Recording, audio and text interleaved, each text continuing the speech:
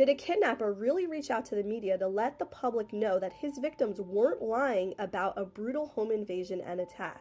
Yes, and this is part of the wild story covered in Netflix's new docuseries, American Nightmare. Imagine you're abducted from your home in the middle of the night and assaulted. Then, when you report it to the police, they accuse you of making the entire story up. In March 2015, Denise Huskins was living with her boyfriend at the time, Quinn. In the middle of the night, they were the victims of a brutal home invasion in which Denise was abducted.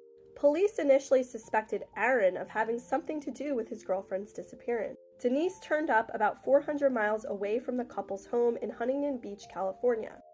She told police that she had been assaulted. Authorities said at the time that they did not believe the couple's story about the stranger abduction. The couple then had to defend themselves from the police and public who were claiming it was all a big hoax. And in one of the strangest twists I've ever heard of in a true crime case, even the kidnappers got involved to help support the couple, dispel the idea that this was all contrived. The San Francisco Chronicle received a 3.5-page letter from the supposed abductors in which they stated, "We cannot stand to see two good people thrown under the bus by police and the media, when Mrs. Victim F. Huskins and Mr. Victim M. Quinn should have received only support and sympathy.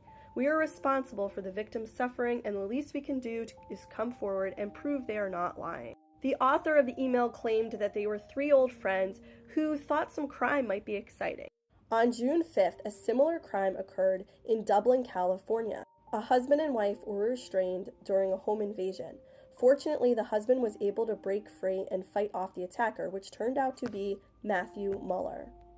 Muller, a former Marine and Harvard Law graduate, had items in his car related to Denise Huskins' kidnapping.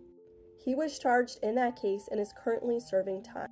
Denise and Aaron ended up suing the police for the ordeal they had to endure. They also got married and started a family of their own, which is all covered in this new Netflix series. However, this also reminds me of another case where a victim was accused of lying by police and is dramatized in a Netflix show. A False Report, A True Story of SA in America is by T. Christian Miller and Ken Armstrong and details the case of a Washington woman who was accused of police about lying about a brutal attack.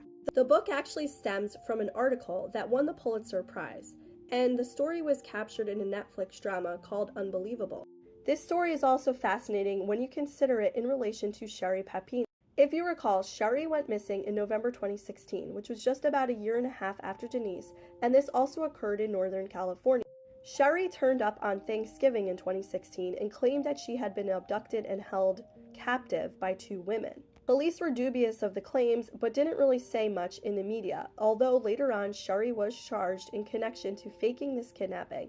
She was actually just released in August of this year. But it certainly makes you wonder if Sherri got her idea after seeing the coverage of Denise Huskins, and now she really did lie about this. So my question to you is, what do you think should happen when someone lies about a crime of this nature? In the comments, and if you plan to watch American Nightmare, let me know what you think.